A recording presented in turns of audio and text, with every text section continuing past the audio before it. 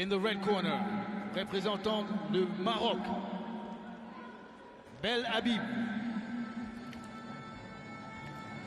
Le troisième combat, ce sera donc un combat chez les femmes. Dans la catégorie des Walter, vous la voyez à l'écran, la Marocaine, tête de série numéro 1, classée au classement mondial à la 11e position. Il s'agit de Oumeima Bel Habib. Elle a remporté l'or au championnat africain 2017 dans la division des moins de 64 kg chez les Walter. En 2019, aux Jeux africains à Rabat, elle a remporté le bronze.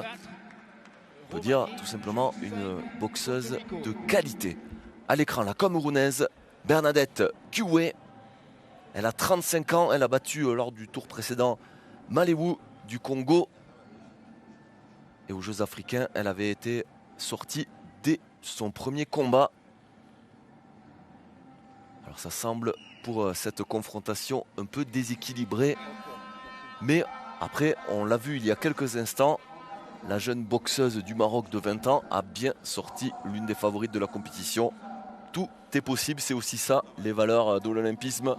Donner à des boxeurs et plus largement, on va dire, des athlètes une chance au plus haut niveau pour se confronter aux meilleurs mondiaux.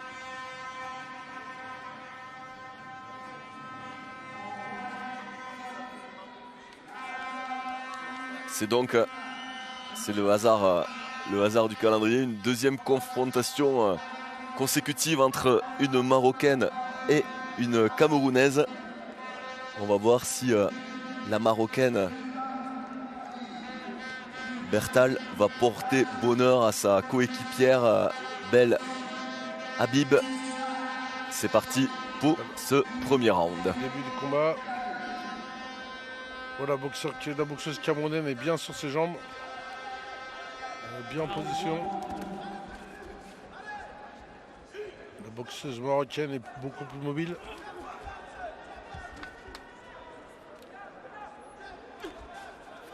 Nous sommes maintenant donc dans la catégorie des moins de 69 kg. Oula, la droite de la part de la Marocaine. Ouh, ça commence bien. Elle commence bien, la Marocaine.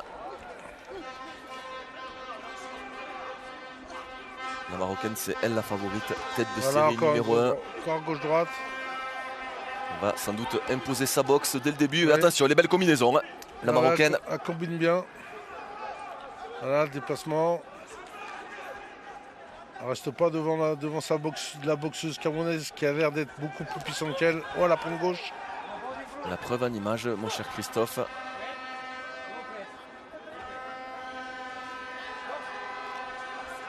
Kioué qui a commencé sa compétition, son tournoi. Ça peut donner de la confiance, ça peut donner aussi un supplément d'âme, comme on l'on dit, pour affronter la favorite. Bonne série de la Marocaine. Voilà, encore un contre. Voilà, oh, attention. Elle contre. Comme tout à l'heure, c'est le même schéma. Oh là, les directs, elle est puissante. Elle est puissante, Kioué, vous avez raison de l'avoir mentionné, Christophe.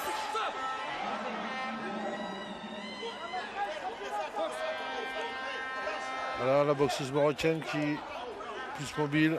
Ça commence fort, ça commence fort ce premier round. Beaucoup de coups échangés, beaucoup d'envie. Voilà, la boxeuse camerounaise qui fait pression.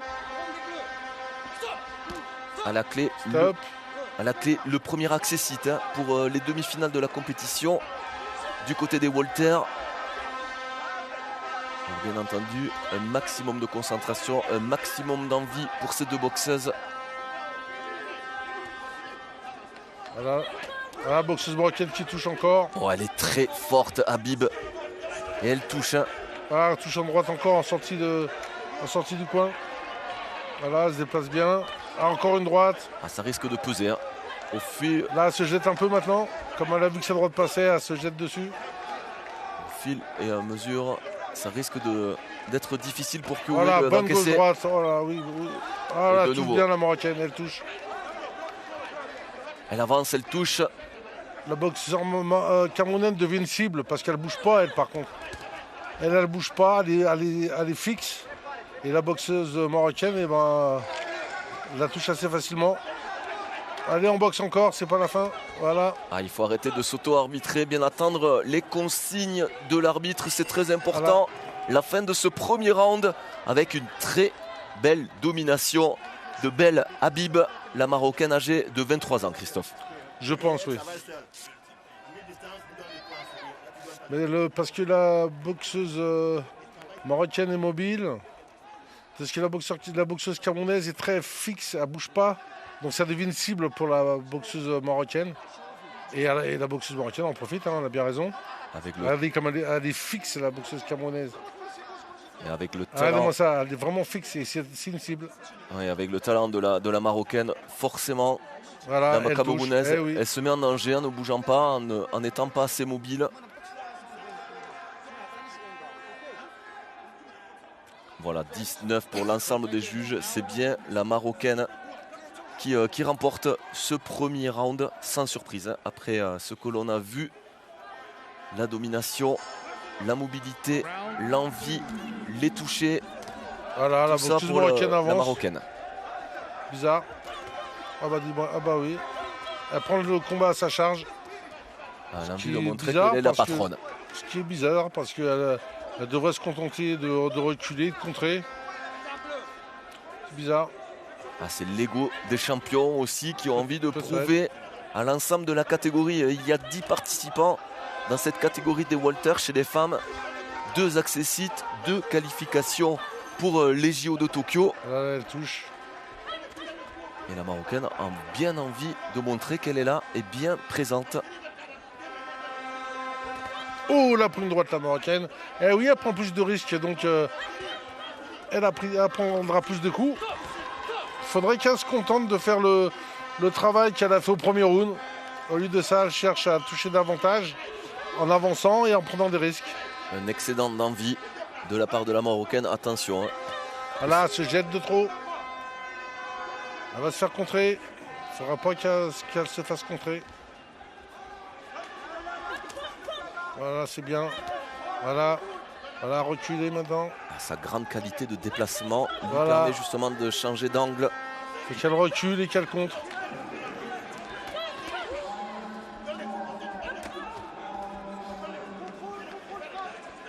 On était au cœur de l'action, hein, quasiment dans le ring avec ce plan-là.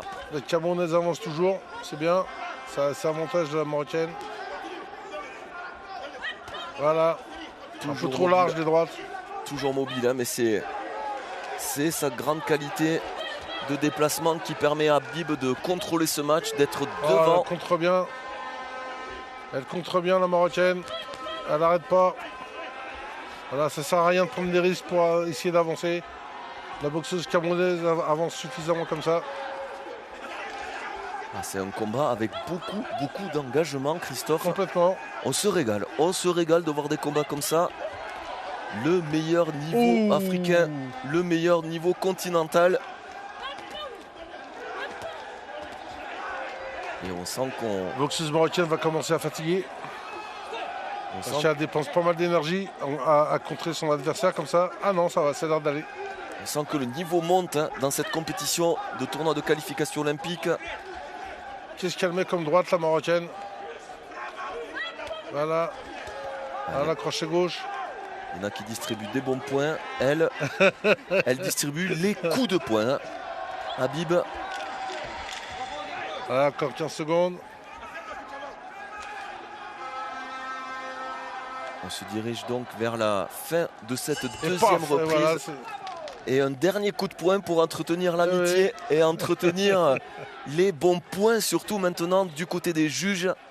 Quel match de la Marocaine et quel combat, voilà, tout simplement. On voit de la belle boxe, des déplacements, des esquives, des coups, des enchaînements, bref, tout y est, mon cher. J'aurais cru que la boxeuse marocaine aurait pu être fatiguée parce qu'elle a dépense d'énergie, elle recule beaucoup, elle fait beaucoup de déplacements et elle fait pas mal de séries. Mais non, elle n'est pas fatiguée, elle a l'air d'être bien en forme. Donc il n'y a pas de raison que le combat change. Les ralentis. Le deuxième round, donc en direction, voilà, sans surprise, de la Marocaine qui a fait bis repetita entre le premier et le deuxième round. On n'a pas vu quasiment le même round, mais en tout cas, on a vu, on va dire, des techniques, des tactiques similaires, à savoir le contrôle, la mobilité hein, du côté de la Marocaine.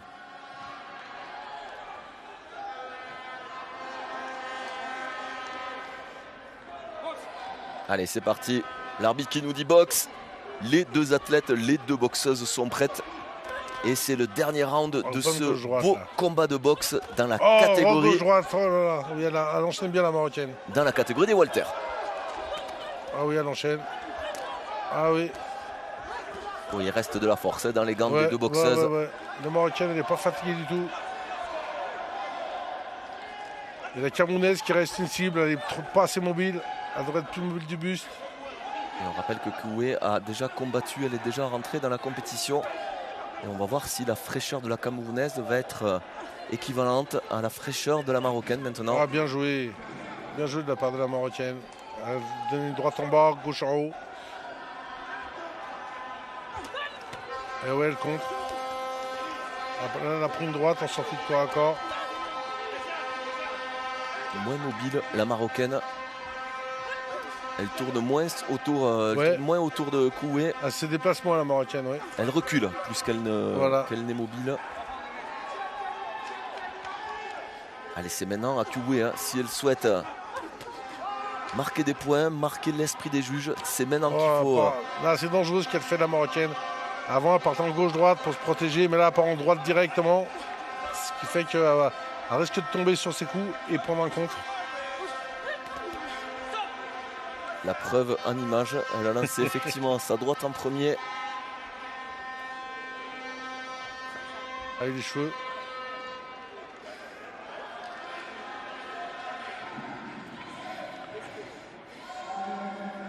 Pour ne pas gêner la visibilité de la boxeuse marocaine, le coach rentre bien ses cheveux à l'intérieur du casque. Ça peut être gênant. Très bien vu de la part de l'arbitre. Toujours les combinaisons. Hein. Oh, bien, deux gauches sont touchées de la part de la boxeuse marocaine. Et voilà, la petite droite. L'avantage d'allonge de la Marocaine.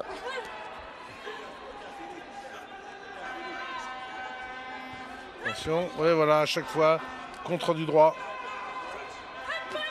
Voilà, droite en bas, gauche en haut. Mais on dirait la Marocaine qu'elle revient bien là après cet arrêt de l'arbitre pour remettre les cheveux dans le casque.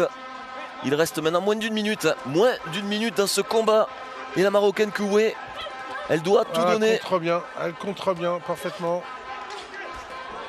Attention, elle commence à fatiguer un peu la Marocaine, on dirait.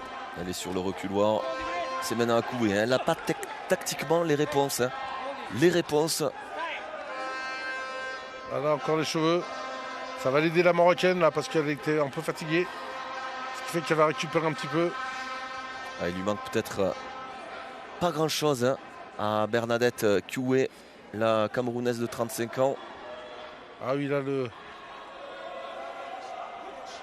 l'entraîneur en profite pour faire respirer sa boxeuse. Pour perdre un peu de temps. Le coach, il est malin. Le coach, il est malin.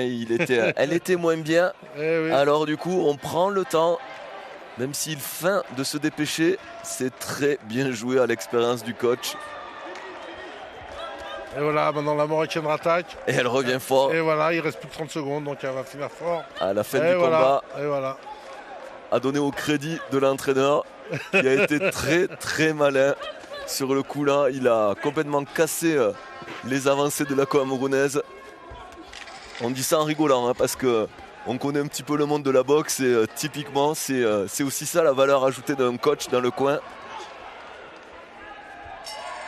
La fin de cette troisième reprise et la fin de ce match qui on pense, hein, on va voir la décision des juges, mais Bel Habib, de la Marocaine.